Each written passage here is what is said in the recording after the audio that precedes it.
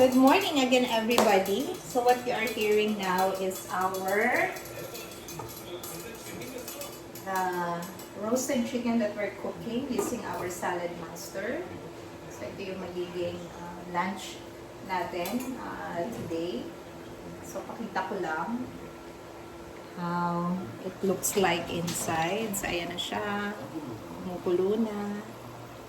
So that's our roasted chicken. We're cooking our roasted chicken. And while waiting for that, sabihin na natin 1 hour of cooking. So tayo naman ay magbabalot ng ating banana turon. So for banana turon, these are our ingredients or materials. So we are using this Bambi spring roll wrapper. So, ito yung lagi namin gamit kasi matibay siya and maganda talaga ang pagkakagawa ng ating banana turon. Then, we have already sliced banana and we are going to put some cheese. So, for the cheese, we will be using the Magnolia Quick Melt. So, this is our cheese for today. So, first step muna is, actually the first step is the peeling of the banana. So, tapos na to. Kapag peel and slice na tayo. So, next step would be is to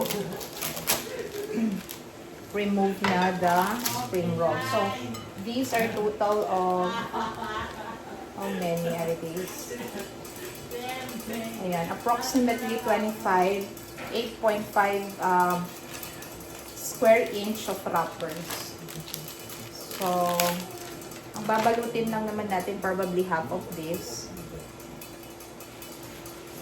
Let's try to remove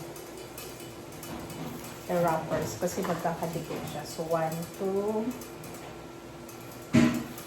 3, 4,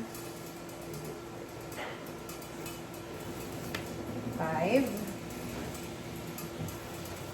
6, 7, 8, 9, and then 10. So, we have 10 here. So, yung natitira po natin 50, no, i-keep na natin sa ref for other uses.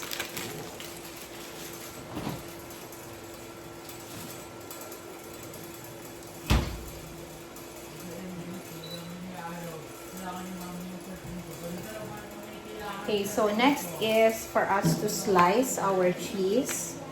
So, maliliit na slice lang siya ng cheese, no? Para mas magiging masarap yung ating banana turon. So, for others nga, they put also jackfruit. Mas masarap yun. But unfortunately, wala tayong jackfruit. So, we will just settle with cheese. Ano ba to? Sige, ganyan na lang. Maliit lang naman yung need natin. So, we will make use of this, no? Para i-slice natin siya ng maliliit and we will put it inside our banana turon. And then the rest, we will keep it inside the ref.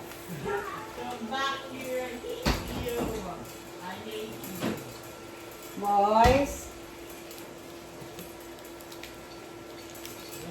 So, diba 10 wrappers yun? So, we'll make small slices of this into 10 parts also. 10 small slices. So, gawa muna tayo ng 5 na hiwa ng ganito. Tapos yung 5 na hatiin natin. So, yan. Isa pa. Okay? So, we have here 1, 2, 3, 4, 5. And then, syempre, 5 times 2, that's 10. Ayan. So, that's it. Nakapaghiwa na tayo. So, next part of this video is magbabalot na.